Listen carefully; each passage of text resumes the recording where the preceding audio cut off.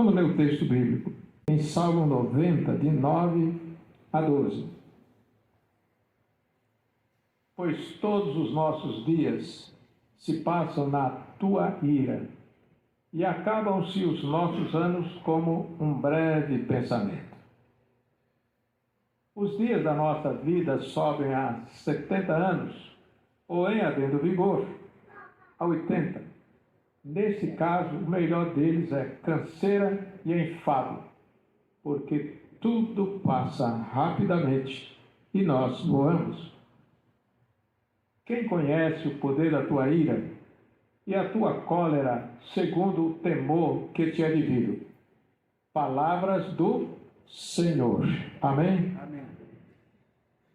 Quero confessar aos irmãos que, pouco eu acabei de dizer, né? São 44 anos de ministério, né? É isso mesmo? É, né? 1970, estamos em 24, 44 anos de ministério. 54? Estava indo, né? Deus me deu mais 10 anos de ministério. Foi isso mesmo, Luciano? Muito bem. Nunca preguei sobre esse texto. Li muitas vezes. Ouvi muitas vezes. E durante esses 54 anos, nunca preguei sobre esse texto. Mas eu estava aí, todo final de ano, me chama a reflexão. E acho que é o que acontece com muita gente, né? A reflexão. E nessa reflexão, eu me dei conta de que esse texto eu deveria compartilhar com a igreja. E o cerne, o objeto maior desse texto, está aí quando a gente lê assim, no Salmo 90, no verso 12. Ensina-nos a contar os nossos dias para que alcancemos coração sábio.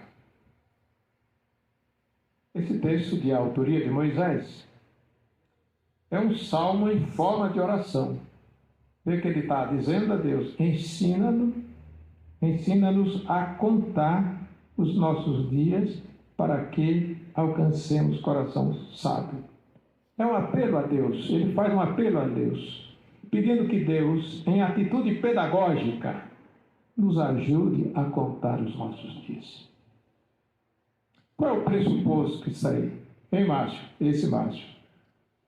Esse daqui. Qual é o pressuposto que está aí? Na oração de Moisés, qual é o pressuposto? O pressuposto é que nós, muitas vezes, não sabemos a contar os nossos dias. Aí, nosso irmão presbítero Ricardo, 70 anos de vida, não significa que ele aprendeu a contar os nossos dias. E eu com 80 não ainda, agora não é tanto ainda, mas é quase. Eu com 79 anos, eu estou lendo um texto onde o autor está dizendo, ensina-nos a contar os nossos dias. Às vezes a gente aprendeu a contar até não sei quanto, né? Tem gente que diz assim, até 40 eu conto. Depois, quando vem o Zenta, não conto mais. Eu conto. Porque é fundamental reconhecer que Deus segurou a nossa vida até agora. A cada um dos irmãos e irmãs que estão aqui, até agora, Deus segurou. E Deus sustentou. E vai sustentar mais. Amém? Ele vai sustentar mais. Agora, a oração do escritor é essa. Ensina-nos. Porque às vezes a gente vai contar e conta para menos, né? Sabe quando conta para menos? É igual quando a gente faz nossas contas e erra, mas deu menos. Esse mês vai sobrar dinheiro. Você conta outra vez. Faça as contas outra vez. E aí dá mais. Pois é. Primeiro destaque que quero fazer ao ler esse texto é que contar os nossos dias é válido para nós, mas não para Deus. Porque Deus é eterno. Deus é eterno. Para Deus, o tempo de Deus não tem contagem de dias, de horas, de meses, de anos. Até porque o ano para Deus nunca é igual ao ano para nós. Nunca vai ser. O conceito de tempo para Deus é diferente do nosso conceito de tempo. Aí no final, 31 de dezembro de 2024, a gente vai dizer, oh, foi mais um ano. Para Deus, o tempo é. E eu disse, ponto. Para Deus, o tempo é eterno. O tempo é eterno. Então devemos reconhecer que o tempo para Deus não tem limites, sua natureza é infinita, corresponde à eternidade. Deus é o que habita a eternidade. Não tem começo nem fim. Deus não tem princípio nem fim. E como eterno é aquele que vai além do tempo. Deus, que sempre foi e sempre será o Senhor do tempo. É Ele que manda no tempo. Mas um segundo aspecto que quero chamar a atenção dos irmãos é assim, que na contagem, por exemplo, o apóstolo Pedro, eu gostaria que guardassem esse texto, segunda carta de Pedro, capítulo 3, de 8 a 13, segunda carta de Pedro, capítulo 3, de 8 a 13, o que é que Pedro fala? Ele fala assim, filhinhos, olha que linguagem agradável, não? Filhinhos. É assim que o presbítero dele está falando para as filhas dele. Filhinhas. Com muito carinho. Filhinhos. E é assim que cada um aqui deveria se comunicar com seus filhos. Filhinhos, filhinhas. Um dia, é Pedro falando, um dia para Deus é igual a 1000 anos. Filhinhos. 1000 anos para Deus é igual a um dia. Não há como mensurar, não há como contar.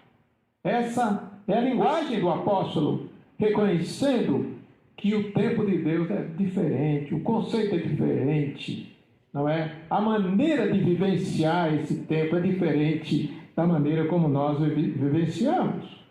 Às vezes, no dia do aniversário, o pai e a mãe não batem no filho. Ah, hoje é aniversário dele. Aí ele pode fazer o que quiser, né? Muitas vezes, o final do ano, dia de Natal, hoje é dia de cantar, de presentear, né? Esse é o tempo do homem. É o tempo do ser humano. Mas não é o tempo de Deus. Contar os nossos dias. Ó, há uma palavra que hoje de manhã a irmã Flávia, ela disse aqui, na abertura da escola dominical, aprender a remir o tempo. E a gente fala muito isso, né? Remir o tempo. Remir o tempo. Aí eu vou com a minha esposa para a médica que cuida da saúde dela, em relação à doença que ela teve, e aí a médica, no final da conversa, ela disse, pois é, dona Verônica, a senhora está em tempo de remissão. Eu olhei para ela, eu digo, olha, doutora, é uma jovem médica, ó, doutora, eu só conheço remissão de pecados. Mas o que a senhora quer dizer? O que quer dizer essa linguagem de remissão? Ela foi me explicar que na medicina é comum usar essa terminologia, remissão. Fulano está em período de remissão. E a minha esposa ainda está no período de remissão. Já e ainda não. Isso é remissão. Quando nós olhamos para a palavra de Deus em relação ao tempo, e a gente então propõe assim, contar os nossos dias remindo o nosso tempo. Então o que é remir o tempo? Remir o tempo, no primeiro momento, é considerar que o tempo precisa ser aproveitado em cada oportunidade que apareça. Sempre. Isso é remir o tempo. Não é remendar o tempo, hein? É remir o tempo. Remir o tempo é exercer poder sobre o tempo. Não é o tempo que me domina, mas eu que vou exercer poder em relação ao tempo. Então, por exemplo, eu tenho um dia de folga no meu trabalho, um dia de folga na minha vida.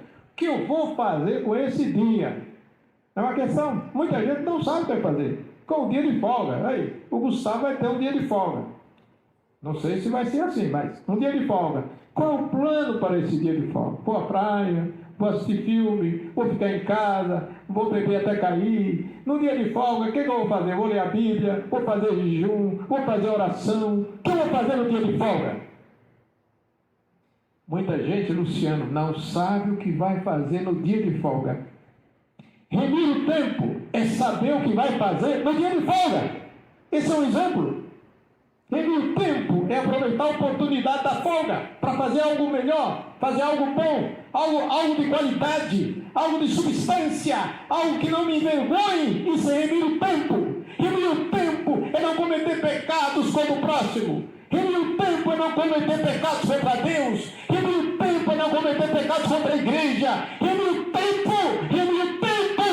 é aproveitar o tempo com qualidade e não de maneira medíocre, mesquinha, perversa. Está ficando claro? Hein, Antônio? Está ficando claro? É isso aí. Remir o tempo é reconhecer que vivemos numa sociedade pragmática. O que é isso? Pragmático é tudo que a sociedade quer de cada um de nós. Resultados. A sociedade de hoje, industrializada, a sociedade de hoje, capitalizada, a sociedade de hoje, pragmatizada, exige de você e de mim e de nós resultados. Remir o tempo é saber que resultados eu vou oferecer para o meu próximo, que resultados eu vou oferecer para mim mesmo, que resultados eu vou oferecer para essa sociedade, que resultados eu vou oferecer para o meu trabalho. Isto é remir tempo. Não é doença, não. Aquela remissão lá, que a médica me falou, ela é genérica. Entendeu isso, não? Entendeu, Gustavo? Genérica. Não é original. Do ponto de vista de Deus, remir o tempo é usar a sua sabedoria para fazer mais e fazer melhor. Fazer mais e fazer melhor. Aí hoje de manhã, que eu estou dando continuidade ao estudo da manhã, né? Hoje de manhã, Kátia, eu falei assim de mais paciência.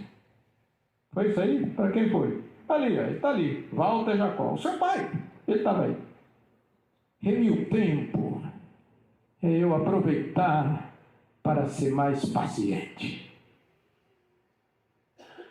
E é uma coisa interessante, que é um dos fatores que a gente peca, é não ter paciência. Ontem nós estávamos numa loja, eu e minha esposa, e tinha uma fila do povo lá, uma fila. Eu não estava na fila. Uma mulher começou uma baixaria, bateu no vidro da loja, gritou, fez um escândalo, porque ela disse que a loja estava explorando a paciência dela.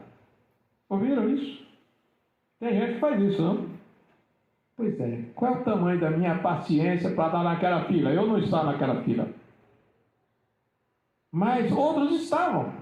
Às vezes nós não temos paciência. Eu mostrei para minha esposa, está vendo aquela mulher que está ali? Ela, qual é? Aquela ali. Aquela ali é uma mulher que não tem paciência. Outro dia quase que ela me derruba dentro do mesmo supermercado, passou por mim, deu uma trombada, e eu ainda falei assim, a educação ainda existe. Ela olhou para mim, mas o que ela ia falar? Ela quase me derruba. Paciência é não derrubar os outros. Paciência é não causar prejuízo para os outros. Paciência é poder esperar com paciência no Senhor, para que Ele reveja o meu comportamento, a minha vida, para continuar vivendo. Remir o tempo é conhecer que o nosso sucesso ou o nosso insucesso nessa sociedade, em qualquer coisa que a gente faça, empreendimento que a gente esteja, na luta pela vida, tem a ver com a qualidade do tempo que você investe. Qual é a qualidade do seu tempo? Aí, não sei se muitos já viram, né? Como eu trabalhei muito tempo, trabalhei 35 anos em escola pública, não? E eu via as mulheres que chegavam na fila para fazer matrícula, agora, mês de janeiro é mês de matrícula, de transferência, não sei o quê. Eu via mulheres que estavam ali na fila, estavam dando o seio para filhinho sugar, né? E é uma coisa interessante que a gente começa a observar, né? Tem mulher tranquila, está ali amamentando, mas tem mulher impaciente, parece que é assim, ô menina, eu estou com pressa, ô menino, que coisa horrível fazer isso. E muita gente faz, porque ela não consegue ter paciência com ela, e paciência com a filha, e paciência com o filho, e paciência com a vida. Na vida nós temos que ter paciência. E o nosso sucesso ou insucesso está relacionado ao tamanho, à qualidade, à extensão e à profundidade de nossa paciência e à sabedoria para lidar com a nossa paciência. Porque na minha paciência, excesso é ruim, não? Remir o tempo tem a ver com aprender a resgatar e a recuperar o tempo perdido. Esse parece que é mais difícil, né? Como recuperar o tempo perdido? Quanto tempo, Marcos, que a gente perde vendo um programa, a gente dizia no Nordeste assim, vendo um programa fuleiro na televisão. Não sei se usam esse tema aqui, usa? Walter Jacó, por favor, me ajuda aí. Então, perder o tempo, não? O que significa? Que a gente fica vendo um programa fuleiro na televisão. Perder o tempo é sentar na calçada e ficar falando da vida dos outros. Como recuperar esse tempo perdido? Como recuperar o tempo que nós perdemos fazendo nada? Às vezes fazendo nada. E às vezes vendo futilidades, coisas superficiais. Quantas vezes perdemos tempo com isso, não? Remir o tempo, porque os dias são maus. E o São Paulo, o apóstolo, escrevendo aos Efésios, lá no capítulo 5, verso 15 e 16, ele diz que temos que ser sábios no uso do tempo e não nécios. Nécio quer dizer, e não idiotas em relação ao tempo. Aí foi para quebrar mesmo o pau da bandeira, não? Nécio, não ser idiota em relação ao tempo que você usa. Como usa? Aí quando passa aqui 2 horas ensaiando, você não está perdendo tempo, você está investindo no tempo, porque esse investimento tem retorno em dinheiro, quem sabe, mas tem retorno em relação a amansar, aliviar as tensões. Que coisa boa é ouvir música, não? Está ouvindo aqui, ó? Vanessa, que coisa boa ouvir música. Que coisa boa é ouvir alguém tocar um piano. Que coisa boa é você poder participar no teatro de uma apresentação de alguma orquestra. Que coisa boa você estar investindo em coisas que vão te levantar para melhor na sua caminhada de vida. Ensina-nos, Senhor, a contar os nossos dias com sabedoria. Agora, o que vou falar, já está caminhando por fim, contar os nossos dias, porque o fim se aproxima. Isso é ruim, não? Está ouvindo, Antônio? Ensina-nos a contar os nossos dias, porque o fim se aproxima. Nós, pastores, não podemos deixar de alertar a igreja, os irmãos, as irmãs, as famílias, as ovelhas, de que o fim se aproxima. Pode ser o fim da minha vida. O ano passado, quando eu estava muito doente e alquebrado, dolorido, sofrendo, eu tive a sensação de que o fim se aproxima. Não é uma coisa ruim. Há um momento em que, através do profeta, Deus fala assim: prepara-te para te encontrares com o teu Deus. Nós temos que ter essa noção de fim. Porque se não há fim para Deus, mas há fim para o ser humano.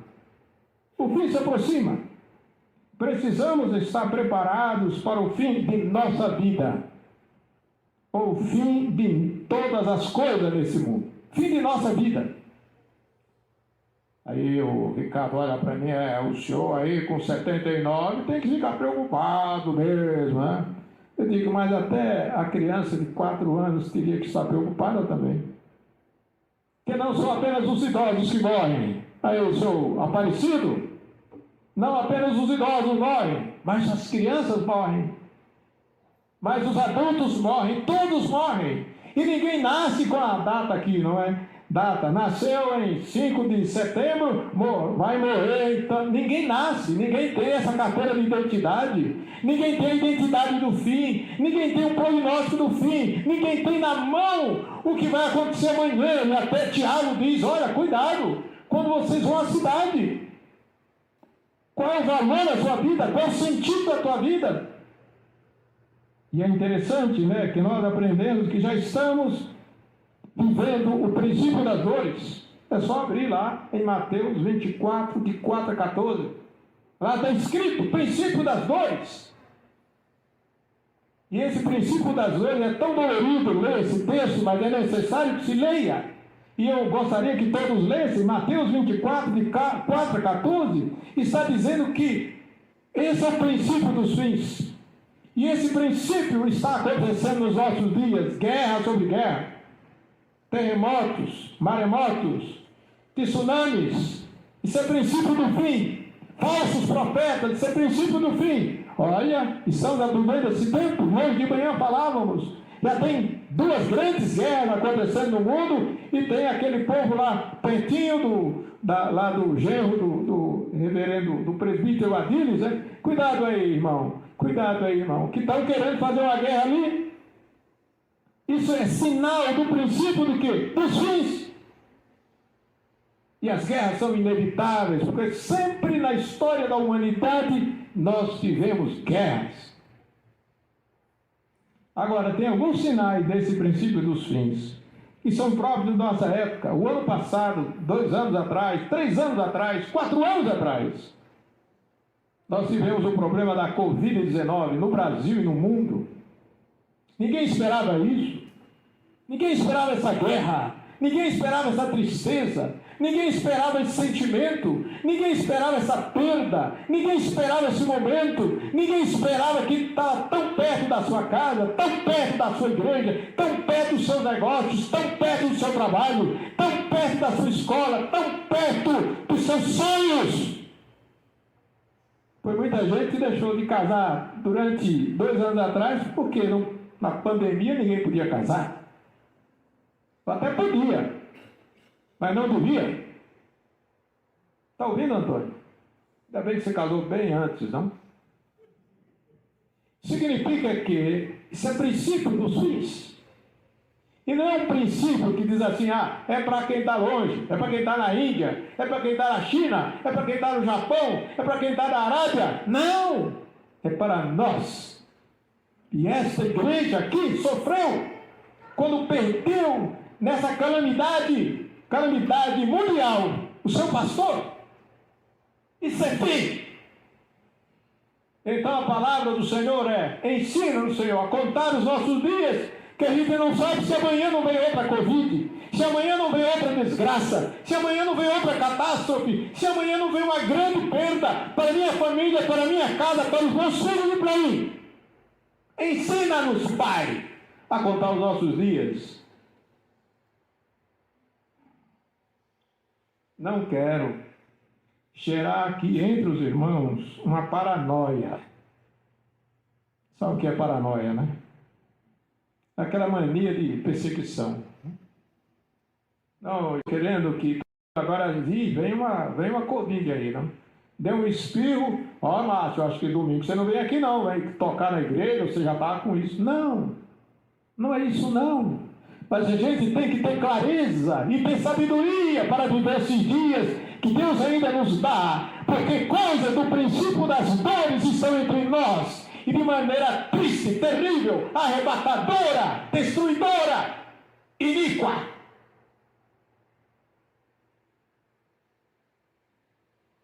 Vamos ler Salmo 90, verso 9.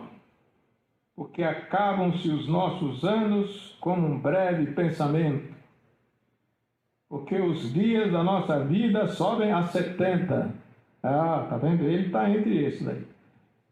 Quando muito, 80. Será que é o meu fim? Ei, Luciano, fala aí, pode falar.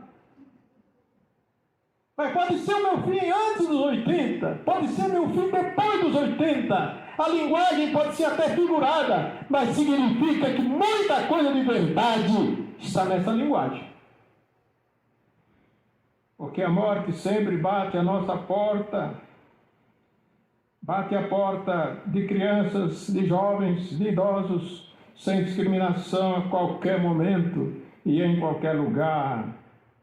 Preparemos-nos aprendendo a contar os nossos dias, entendendo a palavra de Deus ao profeta Amós, no capítulo 4, verso 12, quando disse: prepara-te para te encontrares com teu Deus.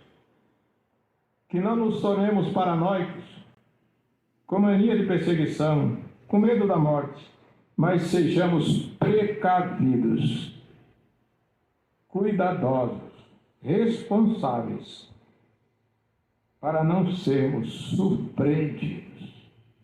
Que o Senhor aplique essa palavra tão dura, mas necessária para os nossos dias. Amém?